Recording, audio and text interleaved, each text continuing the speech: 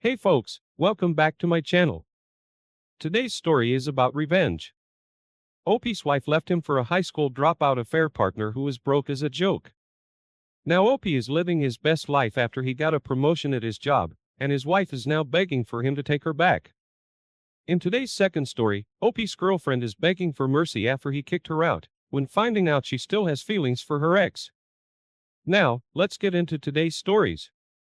Opie's wife started to like her personality, silly me, and after 3 months of fooling around, I decided to give the relationship a try. She was from a different town, about an hour away, but she would spend every weekend, holiday, and vacation with me at my place. When we met, I was a CEO and project leader of a company some other fellas and I tried to build from the ground up, but the owner, the boss, unfortunately wasn't able to secure enough funds for us to continue working on it, despite the fact that we were 2 to 3 months away from putting the product on the market. I'm from an area, a country in Europe, where jobs are really hard to come by, but nevertheless, I applied for everything I was qualified for. I didn't care. I just needed a job. I got quite a few interviews, but no luck actually securing a job. This went on for 6 months.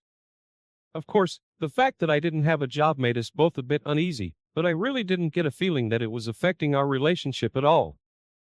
At the beginning of this year, in January, I had a meeting with my counselor at the unemployment bureau. She asked me if I wanted to attend some courses where they teach me to code. Without hesitation, I said yes. Not only would I be able to get a job, but I wouldn't need to worry about employment for the rest of my life. I applied and a few days later, I found out that they accepted me. I don't know what their criteria was, but I knew that they didn't want to take just anyone and I was ecstatic. But something was off. A few days prior, I started to notice her being kind of weird, cold, unattentive. I knew something was amiss. She was starting fights over nothing.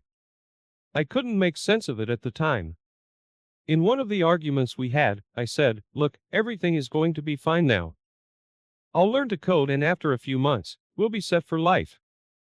And she responded with something along the lines of, "Who cares? You're going to fail miserably anyways."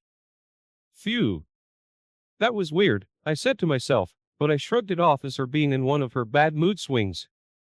Didn't think much about it at the time. As you might have figured out by now, there was someone else in the picture. A week later, she dumped me for her coworker, a high school dropout working a manufacturing job. I was beyond shook. I sat in my pain for the next 3 months, but then it was high time for me to stop feeling sorry for myself. As I had started with my classes, COVID postponed the whole thing a bit. And I had a lot of work to do since I had never, ever seen code before in my life.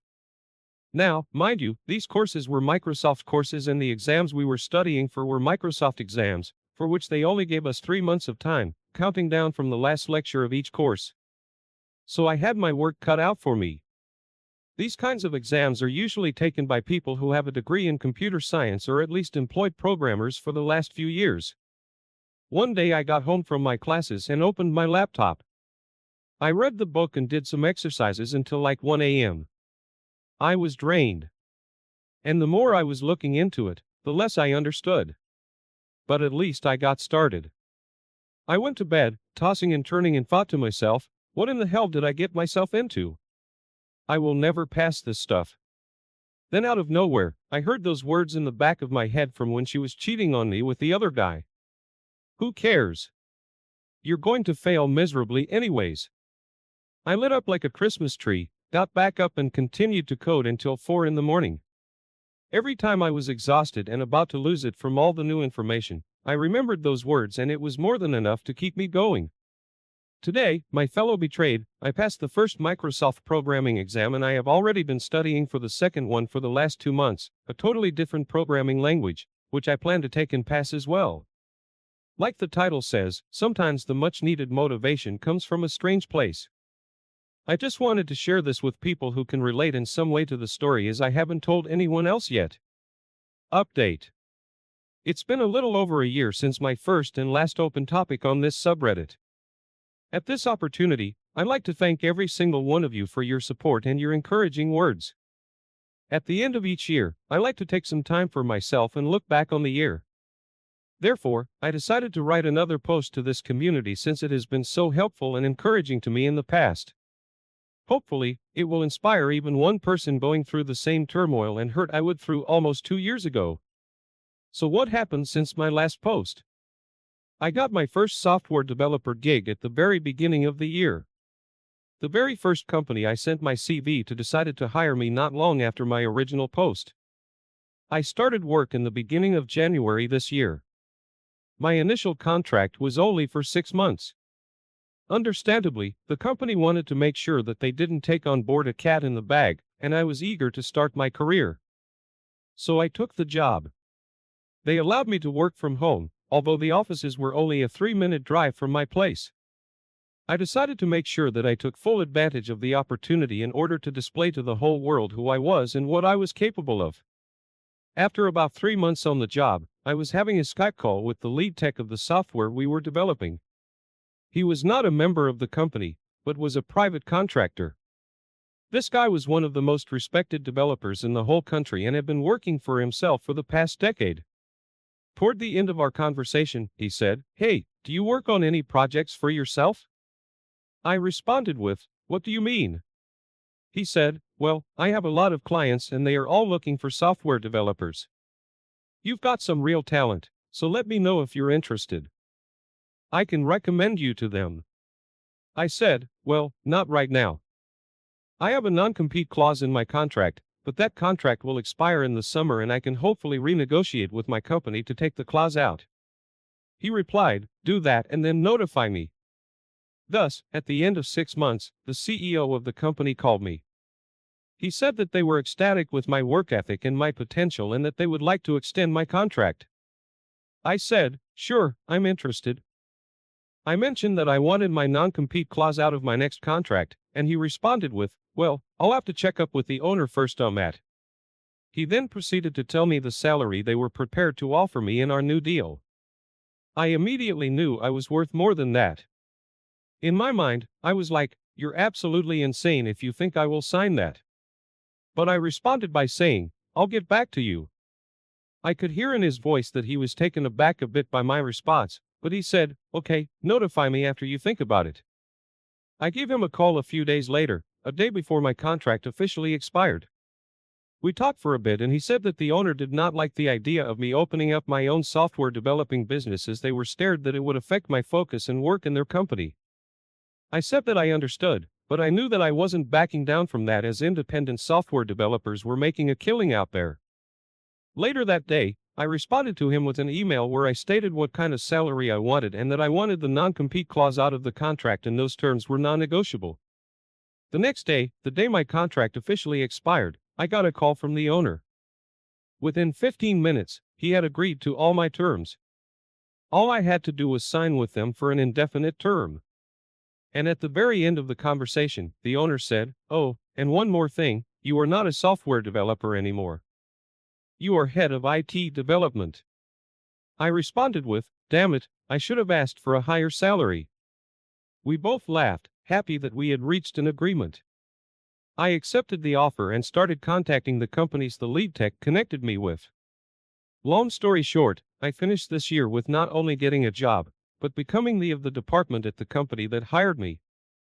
And after my job, I am working for clients in the afternoon and evening that are working on projects for the state. Yes, you read all of that correctly. People admire me and respect me. And needless to say, money is the least of my worries nowadays. My monkey branching ex, as far as I know, she is still with the loser she dumped me for, struggling to make ends meet every month. If she had any concept of loyalty, she could have been a retired stay-at-home wife and mom by now, which she stated multiple times was her wish. I guess she would rather struggle for the rest of her life than support her man and wait another year and a half. Oh, well, c'est la vie. Merry Christmas to every single one of you. If there is anything I want you to take from my update, it's that you should take that pain and hurt and turn it into a fire in your belly that will propel you to new heights and enable you to live a life you never even dreamed of. I know it is still pushing me to be even better and achieve even more every single day. OP, I'm glad to hear you are able to bounce back strong. The best revenge sometimes is bettering yourself. No hateful back and forth, no nuclear option. Just be the best you can be. I'm a true believer in you reap what you sow.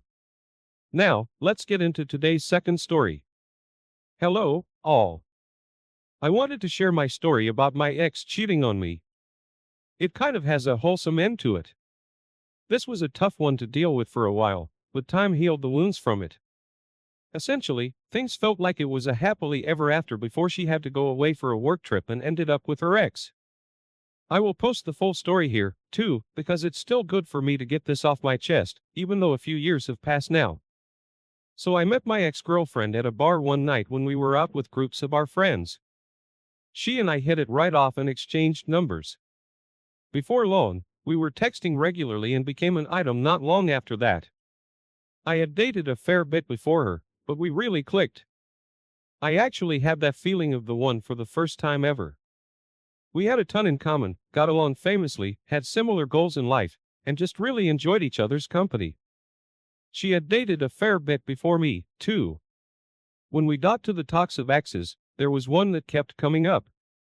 Let's call in Ethan. She talked about how she thought he was the one, but he was a dick to her, left her a couple of times, and wasn't very well liked by her family or friends. I could tell she had an infatuation with him as she had mentioned moving on, but he would always weasel his way back in.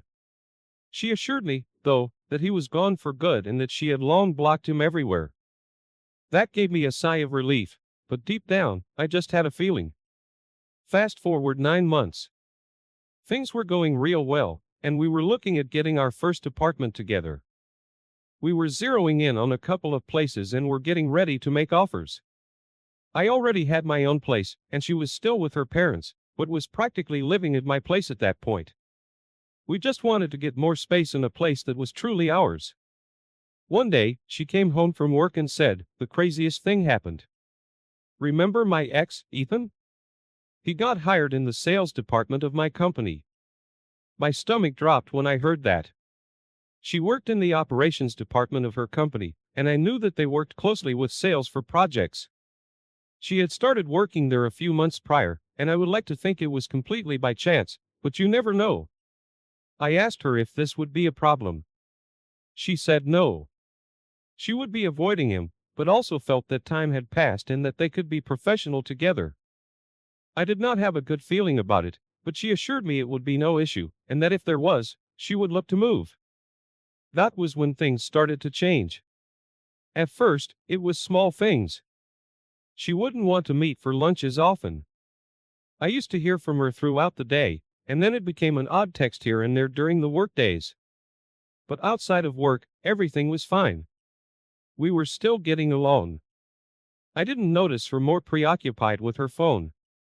I never checked it or anything like that, and she was still coming and going at regular times. She just kept saying it was getting busy at work when I pressed about her not engaging as much during the day. Fair point. Then the big one came. She came home and told me that the company was flying her team alongside sales and marketing to their head office for a few days for specialized systems training. I asked if everyone on all teams were going, and she said yes. Subconsciously, I knew right then that it was over. I was trying to play it cool, but inside I knew something might happen there. I still gave her the benefit of the doubt, but told her I was concerned about them being away together. She assured me nothing would come of it, and that she had barely spoken with him. It would be fine. On the day of the trip, I drove her to the airport. It wasn't a long flight, but she texted me when she landed, and we had a Skype call from her hotel room. She said she was going to dinner and for some drinks with the team later, and that she would talk again before her day started. That was the last time I spoke with her for the entire trip. She texted me when she got to the restaurant. Then it was radio silence for 3 whole days. I texted her asking how it was going. Nothing. I tried calling and got her voicemail. I just said I wanted to see how it was going. Nothing. She texted me once after 2 days that she was fine and just swamped, that she was tired when she finished up and would call me before she left. She didn't. On the day of her return home, I texted her saying that if she wanted me to pick her up from the airport, she needed to let me know. Otherwise, I wouldn't be there. I was so pissed at that point. I get things come up and you get busy, but I just felt like something was going on deep down. I never heard from her. I finally texted her that I was going to be at my place and that it would be nice to see her when she got back. I tried to keep calm but just knew that something was up. A few hours went by and then all of a sudden, the door opened. She came in and started saying how much she missed me. I asked her how she got back from the airport. She said a friend drove me here. I asked if it was Ethan and she said maybe. At that point, I was enraged but still kept calm with her. I told her I thought something happened between them while she was gone and I wanted to know the truth right then. She kinda stared off blankly and then started crying. She said yes, it did. She said at first, it was good intentions and she had no plans to see him but that they got talking when the team was at the bar and then one thing led to another and she was back in his hotel room with him. She then said they pretty much had sex the entire time they were at the company head office, which is why I never heard from her. She tried to defend herself saying that he was her one that got away and this provided her some closure. None of that made any sense to me. She then told me she got it out of her system and that it would not happen again. I told her that she was still working with the guy so there was no way it was over. I told her it was over for us though and she had 24 hours to get her shit out of my place. She begged and pleaded to stay but I wouldn't have it. She eventually left and within a month was officially dating her ex again. No surprise there. They actually seemed to make it work and got married not long after too. Good for them. Happy ending I suppose. It messed with me for a long time and I had a hard time trusting people again. Eventually I moved on too and it was all for the best. OP. I'm glad you were able to overcome what happened.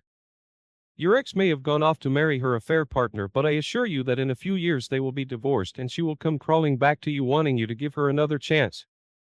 When she eventually does you know what to do. Give her a trash bag while she's at the door and tell her she needs to take the trash out. I'm sure she will get the message. Thanks for taking the time to listen to today's stories. Don't forget to like and subscribe if you haven't already done so and comment below on what your thoughts are on today's stories. If there's a story you'd like to share with me about your own situation or someone else's then please do not hesitate